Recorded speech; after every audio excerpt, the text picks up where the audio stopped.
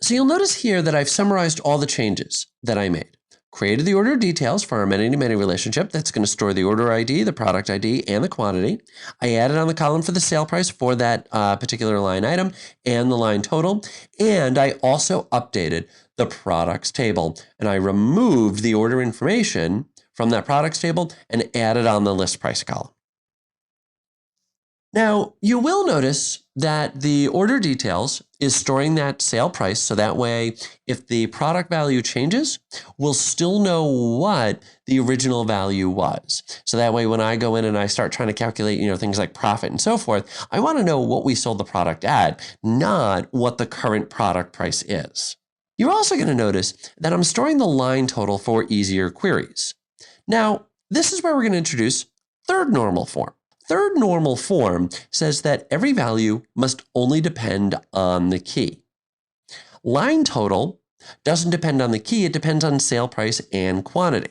Or to put this a bit simpler, no calculated values. Now this goes back to a conversation that we were having at the very beginning, that's a rule, at least as far as normalization goes. But I'm very specifically violating it. So you will find at times that you may decide to violate those rules to help improve the performance of your queries, to help improve the navigability and usability of your database. So by the time that we were done, with the exception of that line total, we had a database that wound up in third normal form. So not only did we pick up a little bit of database design, but we also picked up a little bit of normalization. Sort of like snuck that in there Miyagi style. Now, the thing about normalization is it's a guide. It's not a series of absolute rules. Some denormalization is standard. And in fact, to be quite honest, most people, including yours truly, don't really think in terms of normalization. That after a while, especially with basic database design, it starts to just become innate.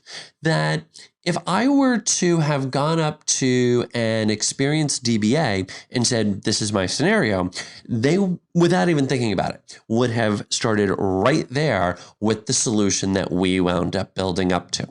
So don't focus too much on memorizing, what is first normal form, second normal form. All that you're going to be doing is taking up brain space that could be used to store information that's going to help you on trivia night. Don't worry about memorizing all the different normal forms. So, in a nutshell, the normalization that we saw had the basic following rules. 1, don't duplicate column data. How many products can we order? Well, we don't want to create one column per. Don't duplicate column data. Number 2, don't duplicate row data. How many orders is a customer going to have? I don't want a separate entry for the customer for every order that they place. Don't duplicate row data. Number 3, technically, don't store calculated fields. Now you can always figure out the answer. This one is commonly violated for read performance and for ease of use. And then finally, last but not least, ensure data is going to remain consistent if changes occur. So if a product price changes, I want to know what the original sale price was. So I want to make sure that we've got a separate column inside the table for that. For the most part, if you stuck by these 4 rules, your database design would be just fine. I don't want to say this is absolute. I don't want to say this is going to work for every single scenario.